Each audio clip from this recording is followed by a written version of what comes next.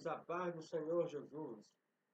Meu nome é Eli Martins, para quem não me conhece, eu sou pastor auxiliar da Assembleia de Deus, ali no Rio de Janeiro, no bairro de Agostinho Porto, na Rua Ana, presidida pelo nosso querido e amado pastor Josias Carreiro. Nosso objetivo, através desses vídeos, é oferecer aos nossos irmãos, e principalmente os obreiros aqui de campus, que estão iniciando o curso da EFADRA, e por motivo de tempo e disponibilidade, nós não estamos conseguindo reunir a turma para a realização deste curso.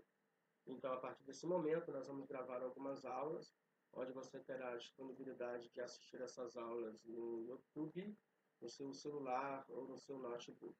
Esperamos que, dessa forma, a gente possa alcançar o nosso objetivo e, depois desse trabalho árduo e também prazeroso, possamos cantar o hino da vitória juntos, sabendo que esse trabalho nos levará a uma melhor perfeição para podermos estar nos apresentando ao Senhor, poder cuidar das ovelhas e do trabalho que o Senhor tem nos confiado.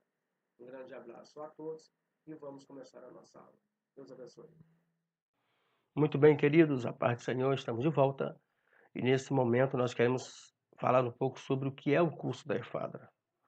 O curso da EFADRA, ele não é um seminário teológico, ele é um curso introdutório das principais disciplinas que o obreiro precisa ter e ver no curso teológico. Ele é destinado também a todos os obreiros e obreiras que fazem parte da igreja e não tiveram oportunidade de fazer a EFADRA, e aqueles também que vão integrar a esse ministério têm por necessidade principal, então, fazer a EFADRA. Qual é o nosso objetivo? Nosso objetivo é preparar os obreiros para o melhor desempenho do ministério. Nós sabemos que o apóstolo Paulo valorizava muito essa preparação quando ele disse em 2 Timóteo capítulo 2, versículo 15, dizendo: procura apresentar-te a Deus aprovado, que não tem com o que se vergonhar e que maneja bem a palavra da verdade. Pedro também vai dizer, na sua primeira carta, no capítulo 3, versículo 15, santificai a Cristo como Senhor em vosso coração, estando sempre preparado para responder a todo aquele que vos pedir razão da esperança que há em vós. Durante o ministério de Cristo, ele enfatizou essa importância da preparação.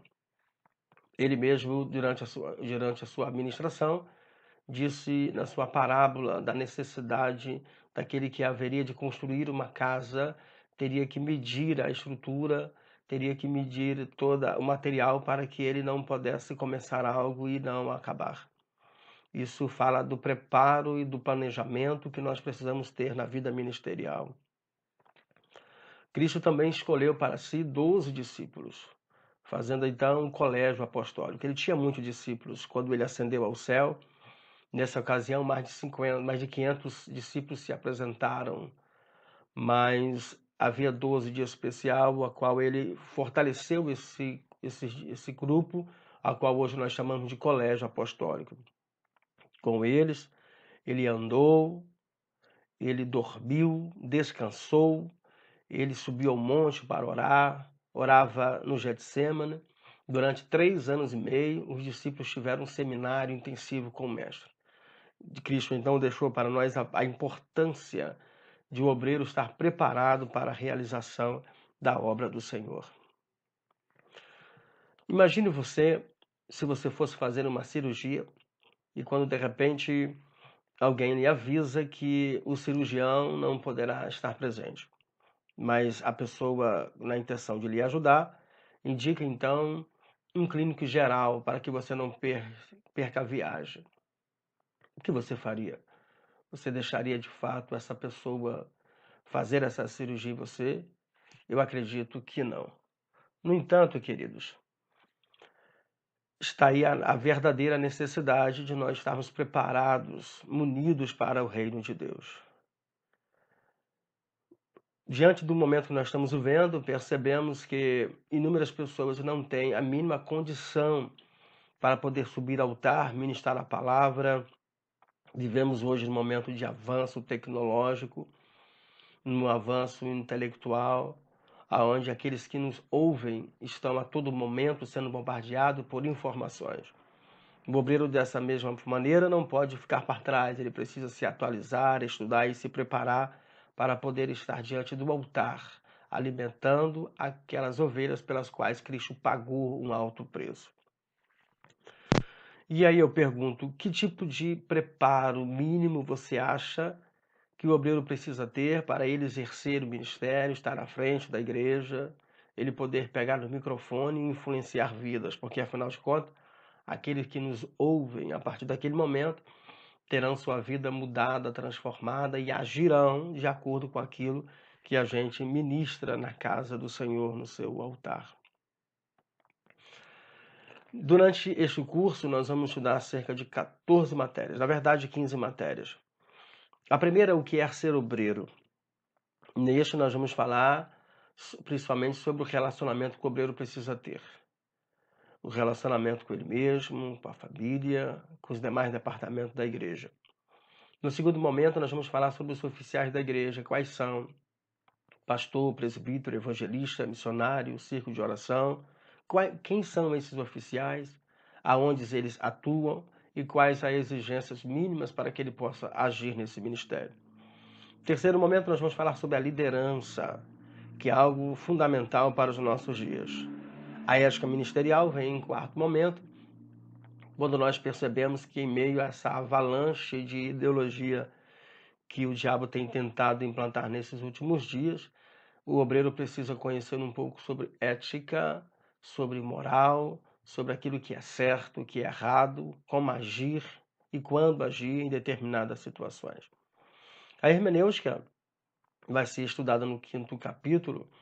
Ela fala sobre a arte de interpretar texto.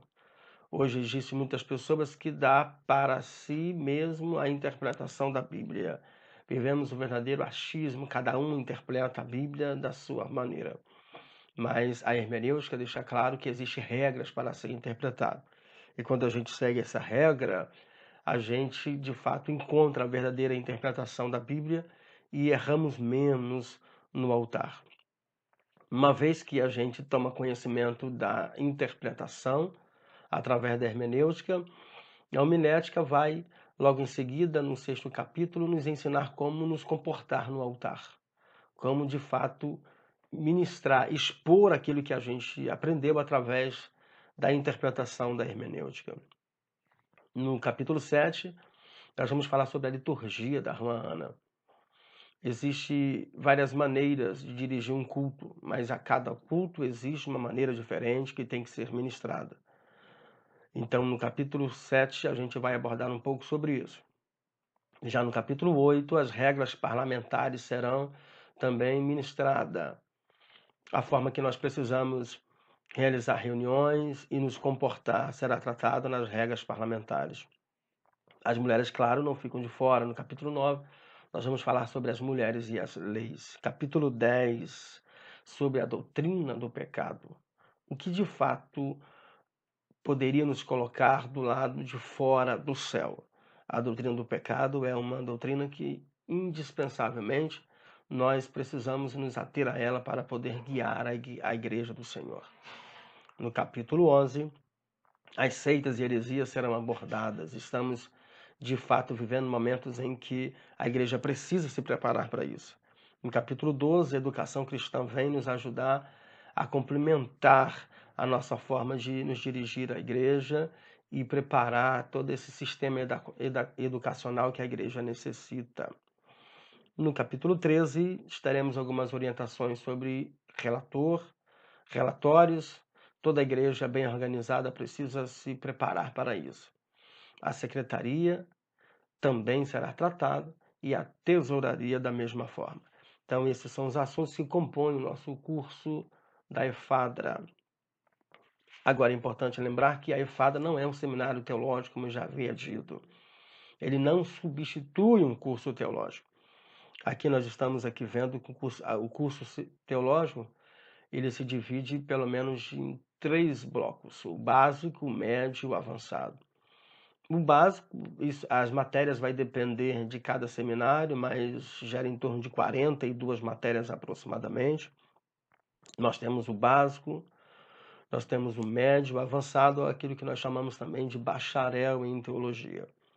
A EFADRA vai se basear nessa plataforma, em todas essas matérias, mas na verdade é apenas uma introdução desse seminário. O obreiro, após fazer a EFADRA, que ainda não tem um seminário teológico, é necessário que procure um seminário, matricule-se, para que possa complementar as informações que aqui serão recebidas.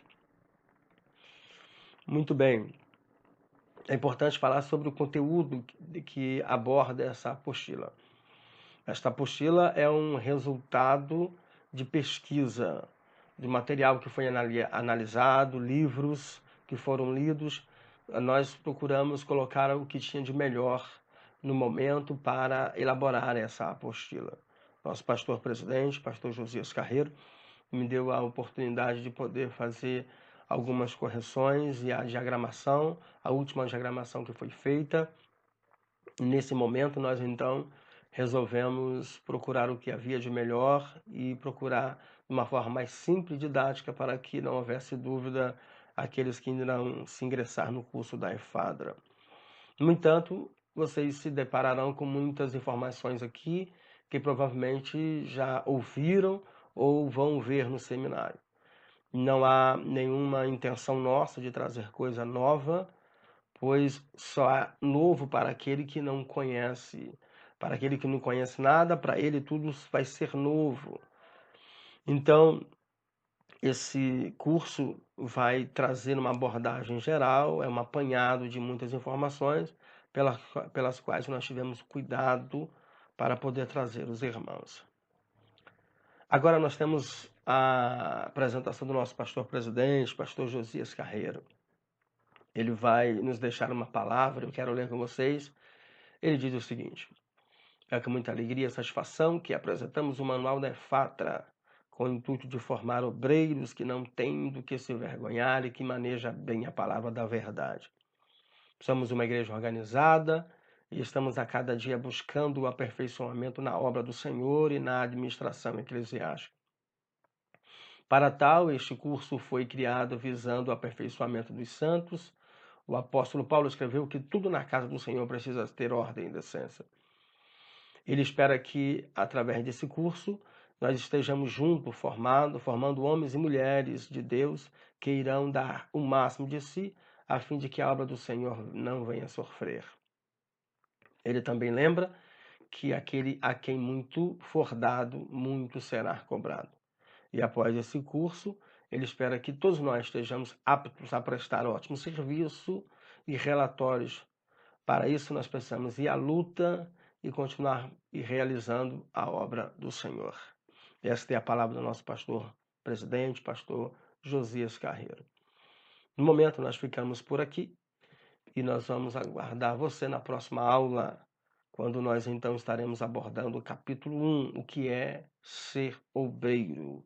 Até mais, eu aguardo vocês. Fica com Deus, um forte abraço.